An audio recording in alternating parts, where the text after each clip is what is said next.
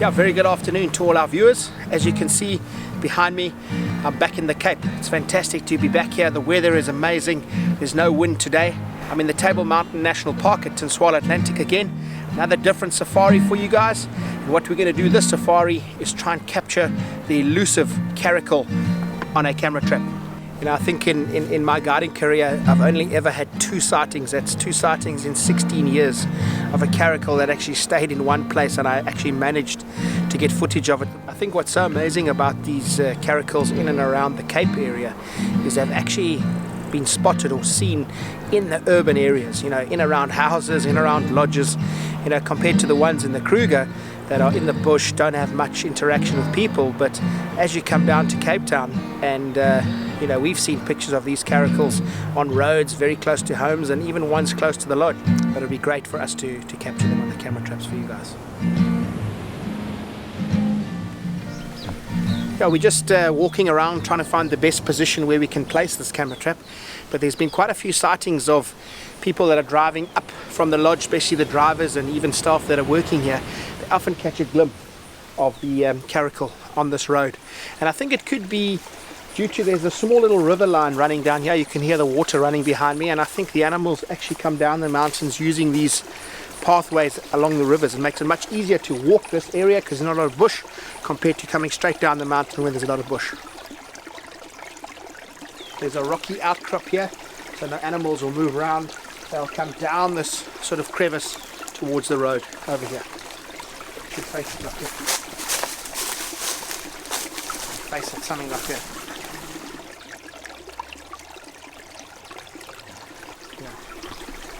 And I don't think too many people are walking up and down this path, so I think it could be a good path for animals.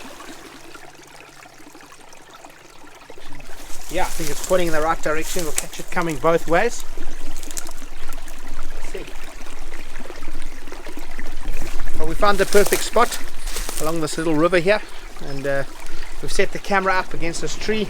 Hopefully we'll pick up some movement up and down the path. We'll be back in a couple of days to see if we get it lucky.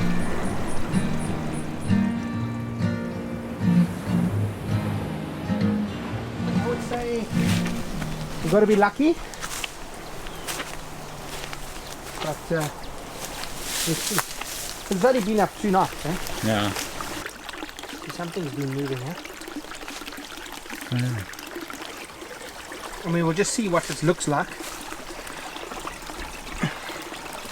Okay. Well, let's see what's going to be on here.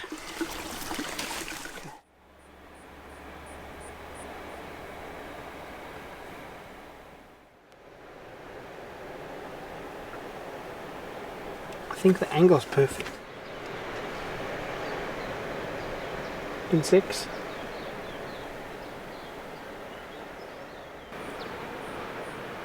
It's this that's triggering it. Alright everyone, we've come to check the camera trap, but there seems to be a lot of grass here triggering the camera trap in the day and the night, so we're going to have to move the camera trap slightly left and try and move that grass just to try and get us a clear picture that doesn't keep triggering the camera trap.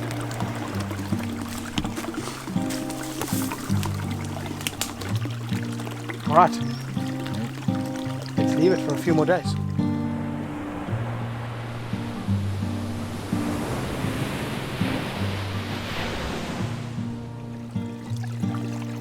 Hi everyone, we're back here after about a week.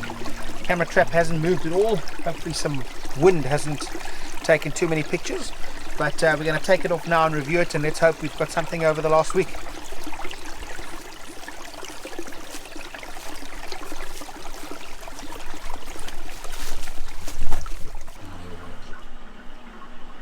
Oh, what is that? Bird.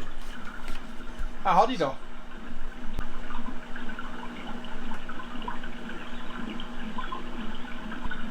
Oh, we've just put the SD card into the computer, and it's quite awesome to review it on a big screen. As you can see, there's a hardy-dar ibis that's just walked in on the first frame. So let's see what else we have to offer. Yeah, it's this hardy-dar is taking over all the footage. Huh? Thinks he's a star on our virtual safaris, but yeah, it's such a perfect area where we've placed that camera trap. the sun's not hitting the camera trap. It's nice and open, so if the caracal does come through there, we will definitely pick it up. There, you see that? Look, what was that? Like a mouse or something. Yes, that was quick. Yo, squirrel. Squirrel. I think it was a squirrel. Yeah. I don't know though. What is it? At night. That's very odd. Never know what's going to come around the next corner.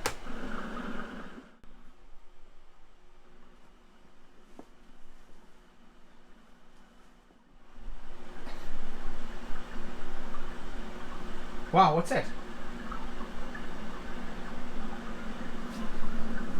Looks like a mongoose.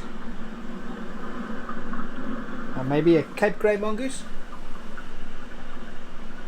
Jeez, we haven't had anything on this camera trap for a long time and suddenly out pops a mongoose. We're obviously using that tree as a vantage point or looking for sort of insects or grubs. There's also a little hole on that side of the tree, so he could be using that as a burrow. But we've only really seen him in these two slides, so I think he's foraging. I think this mongoose is also using this area with the little river line to get down towards the beach. You know, maybe pick up some shells or something, you know, what he can find on the beach to feed on, using this as a thoroughfare just to get down, but he's just checking here if he can pick up any food along the way.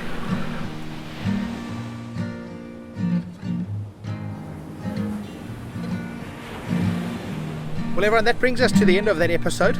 We tried hard for that caracal, but obviously a virtual safari is like a game drive. You never know what you're going to find. We came right with that Cape Grey mongoose, the Franklin and the Hodidol, so we just got to keep on trying.